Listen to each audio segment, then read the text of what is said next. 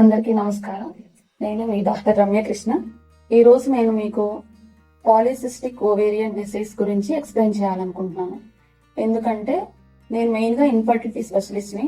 నేను రెగ్యులర్ గా ఒక 50 పేషెంట్ని చూస్తుంటే వాటిలో 35 మెంబర్స్ పాలిసిస్టిక్ ఓవేరియన్ సిండ్రోమ్ తో సఫర్ అవుతున్నారు. పాలిసిస్టిక్ ఓవేరియన్ సిండ్రోమ్ అనేది మీ భాషలో చెప్పాలి అంటే నీటి బుడగలు.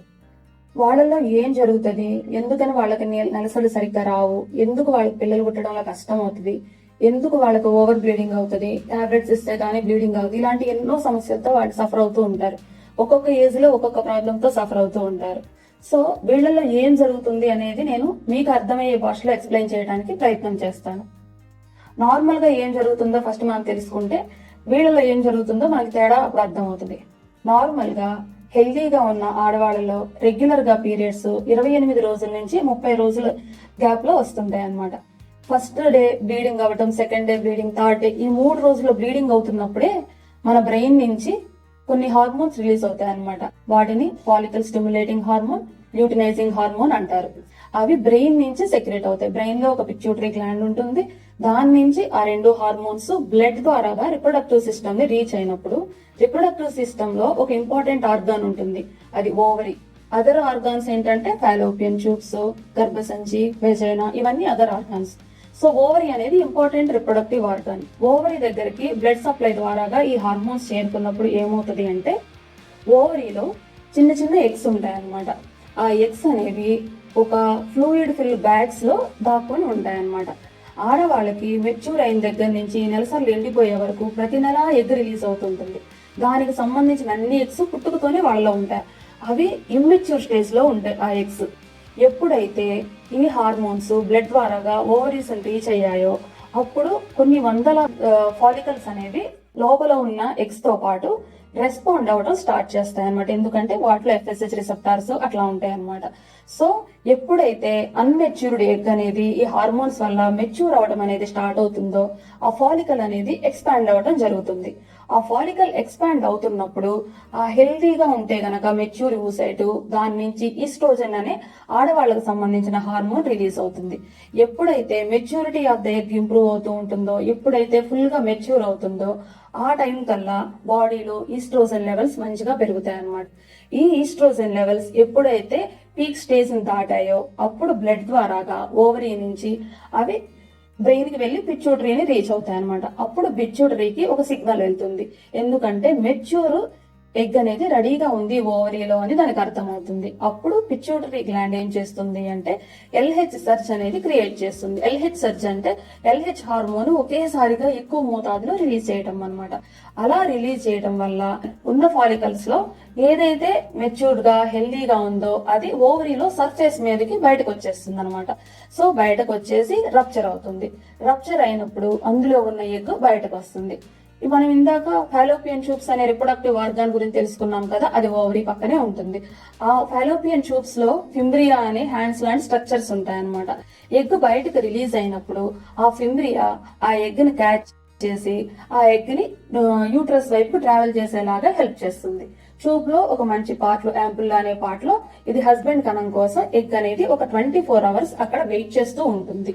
సో పెళ్లి కాని వాళ్ళల్లో, పెళ్లి అయినా గానీ ఎగ్ రెడీగా ఉన్నప్పుడు భర్తతో కలవని వాళ్ళలో ఏం జరుగుతుంది అంటే ఫర్టిలైజేషన్ అనేది జరగదు. కాబట్టి ఆ ఎగ్ 24 అవర్స్ తర్వాత మురిగిపోయి ఆ ఎగ్ పిండంగా తయారవడానికి అవసరమైన ఎండోమెట్రియల్ లైనింగ్ ప్రిపేర్ అవుతుంది కదా, అదంతా నెక్స్ట్ పీరియడ్ లో బ్లడ్ కింద పడిపోతుంది అనమాట. సో అది రెగ్యులర్ మెన్స్ట్రువల్ సైకిల్స్ వచ్చే వాళ్ళలో అట్లా జరుగుతుంది.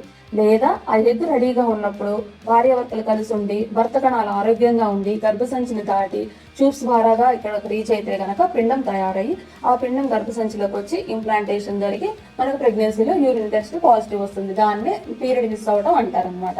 సో పీరియడ్ రెగ్యులర్ గా వచ్చే వాళ్ళకి ఇలా జరుగుతుంది, లేదా పీరియడ్ మిస్ అయిన వాళ్ళకి ఇలా జరుగుతుంది. కానీ నీటి బుడగలు ఉన్న వాళ్ళలో అంటే పాలిసిస్టిక్ ఓవేరియన్ సిండ్రోమ్ ఉన్న వాళ్ళలో ఏం జరుగుతుంది అంటే మనం ఫస్ట్ లో చెప్పుకున్నట్టు first, second, third day brain నుంచి వచ్చే హార్మోన్స్ లో ఫాలికల్ స్టిమ్యులేటింగ్ హార్మోన్ చాలా తక్కువగా, ల్యూటినైజింగ్ హార్మోన్ అబ్నార్మల్ గా ఎక్కువ క్వాంటిటీస్ లో సెక్రెట్ అవుతుంది అనమాట. అలా ఎక్కువ క్వాంటిటీస్ లో సెక్రెట్ అవటం వల్ల ఏంటంటే రిసెప్టార్స్ ఉంటాయి కదా, ఎగ్గులో ఉన్న రిసెప్టార్స్ రెస్పాండ్ అవ్వనమాట. రెస్పాండ్ అవ్వక అది కొంచెమే గ్రోత్ ఉంటాయి అనమాట. సో ఫర్దర్ గా ఈస్ట్రోజన్ ప్రొడక్షన్ ని కొంచెం వరకే చేసి ఫాలికల్ ఎక్స్పాన్షన్ ని ఫర్దర్ గా ఎగ్ మెచ్యూరిటీని ప్రివెంట్ చేస్తాయి అనమాట. ఎగ్ మెచ్యూర్ అవనప్పుడు, ఫాలికల్ ఎక్స్పాండ్ అవనప్పుడు, ఓవ్యులేషన్ అనే ప్రాసెస్ జరగనప్పుడు, ఎగ్ రిలీజ్ అవ్వనప్పుడు మనకు ప్రెగ్నెన్సీ వచ్చే ఛాన్సెస్ ఉండవు, రెగ్యులర్ గా పీరియడ్స్ వచ్చే ఛాన్సెస్ ఉండవు అనమాట. సో ఈ ఎల్హెచ్ లెవెల్స్ ఎక్కువగా ఉన్న వాళ్ళలో ఇంకొకటి కూడా జరుగుతుంది ఏంటంటే, వాళ్ళ బ్లడ్ టెస్ట్ చేసినప్పుడు ఇన్సులిన్ లెవెల్స్ అనేవి చాలా ఎక్కువగా ఉంటాయి అనమాట. ఎందుకు ఇన్సులిన్ లెవెల్స్ ఎక్కువగా ఉంటాయి అంటే, వాళ్ళ ఇన్సులిన్ రిసెప్టార్స్ ఉంటాయి అనమాట. ప్రతి సెల్ పనిచేయడానికి ఒక గ్లూకోజ్ రిసెప్టార్స్ ఉంటాయి అనమాట. సో ఇన్సులిన్ అనేది పనిచేయడం మానేస్తుంది, అది పనిచేయాల్సిన చోట. సో ఈ హార్మోన్ ఇంబ్యాలెన్స్ అది పనిచేయడం మానటం వలన సో బాడీలో ఇన్సులిన్ లెవెల్స్ అనేవి చాలా పెరిగిపోతా ఉంటాయి అనమాట. ఈ ఇన్సులిన్ లెవెల్స్, ఈ ఎల్హెచ్ లెవెల్స్ ఎక్కువగా ఉండడం వల్ల ఏంటంటే, ఓవరీలో ఉండే ఒక స్ట్రోమా అనే స్ట్రక్చర్ లో మగవాళ్ళకి సంబంధించిన హార్మోన్స్ అబ్నార్మల్ గా పెరిగిపోతూ ఉంటాయి అనమాట. అవి ఆండ్రోజన్స్, టెస్టోస్ట్రాన్స్ గా మారిపోతాయి అనమాట. అలా టెస్టోస్ట్రాన్స్ అవి మారటం వల్ల వీళ్ళకి నీటి బుడగలు ఉన్న వాళ్ళకి ఫస్ట్ పీరియడ్ మిస్ అవడం లక్షణాలు కనిపిస్తుంటాయి. తర్వాత దాన్ని మనం నెగ్లెక్ట్ చేస్తే వాళ్ళు ఓవర్ వెయిట్ గా రావటం, ఎందుకంటే హైపర్ట్రోఫీ ఆఫ్ సెల్స్, ఎడిపోసైట్ డిపాజిషన్ జరగడం వల్ల అలా జరుగుతుంది. ఇంకొకటి మొటిమలు రావటం, ఇంకా ఎక్కువ రోజులు వాళ్ళకి ఈ ప్రాబ్లమ్ తో సఫర్ అవుతూ ఉంటే మెడ దగ్గర నల్లగా రావటం, అన్వాంటెడ్ హెయిర్ రావటం, అవన్నీ జరుగుతాయి. దాన్ని హిర్సుటిజం అంటారు అనమాట. అంటే మన బాడీలో కెమికల్స్ ఎంత ఎక్కువ ఉన్నాయి అనే దాన్ని బట్టి మన అపీరెన్స్, ఫిజికల్ అపీరెన్స్ మీద ముడతలు ఎన్ని ఉన్నాయి, ఎకాంతోసిస్ నైగ్రికన్స్ అనేది హైపర్ ఇన్సులినేమియాకి ఇండికేషన్ అనమాట. ఈ సిమ్టమ్స్ అన్ని చూసి మనం ఎవరిలో ఏ హార్మోను, ఏ అబ్నార్మాలిటీ ఎక్కువ ఉందో చూసుకొని దానికి ట్రీట్మెంట్ ఇస్తాం అనమాట. సో మనకేంటంటే పీసీఓడి అనేది ఎందుకు వస్తుంది అనేది ఇప్పుడు అర్థమైంది కదా. సో మనకేంటంటే ఫాలికల్స్ డెవలప్ అవ్వకుండా ఉండిపోయిన ఫాలికల్స్ ఏమవుతాయి అంటే, అవి మురిగిపోకుండా చిన్న శాక్ లాగా అక్కడ మన ఓవరీలో ఉండిపోతాయి అనమాట. అవే మనకి స్కానింగ్ చేసినప్పుడు నీటి బుడగల్లాగా కనిపిస్తూ ఉంటాయి అనమాట. సో ఇప్పుడు మనం ఏం చేయాలి అంటే, డిఫరెంట్ టైప్స్ ఆఫ్ ట్రీట్మెంట్స్ ఉంటాయి అనమాట. ఫస్ట్ వచ్చేసి మనం అర్థం చేసుకోవాల్సింది ఏంటి అంటే, నీటి బుడగలు అనే దానికి 100% క్యూర్ అనేది ఉండదు. దానికి కంట్రోల్ మాత్రమే చేయగలం కానీ దానికి 100% క్యూర్ ఉండదు. రివర్స్ చేసుకోవచ్చు మనం కష్టపడి, కానీ క్యూర్ ఉండదు. సో దాన్ని మీరు అర్థం చేసుకొని దాన్ని ఎలా కంట్రోల్ చేసుకోవాలి, రివర్స్ చేసుకోవాలి అనే దానికి ఫస్ట్ ఆప్షన్ మనం ఫిజికల్ ఎక్సర్సైజ్ చేసుకోవటం, డైటరీ ప్లాన్ మోడిఫికేషన్స్ చేసుకోవడం చూడాలన్నమాట. ఎందుకంటే ఫుడ్ హ్యాబిట్స్ వల్ల, మనకి లైఫ్ స్టైల్ చేంజెస్ వల్ల మనం ఈ ప్రాబ్లమ్స్ తో ఎక్కువ సఫర్ అవుతూ ఉంటాం అనమాట. సో ఎలాంటి ఆహారం తీసుకోకూడదు, simple carbohydrates, junk foods, drinks అవన్నీ తీసుకోకుండా ఉండాలి. కాంప్లెక్స్ కార్బోహైడ్రేట్స్, హోల్ గ్రెయిన్స్ అవన్నీ తీసుకోవాలి. సో మినిమం 45 మినిట్స్ ఎక్సర్సైజ్ తో స్టార్ట్ చేసి డైలీ 45 మినిట్స్ 2 టైమ్స్ చేసేలాగా మనం ప్లాన్ చేసుకోవాలి.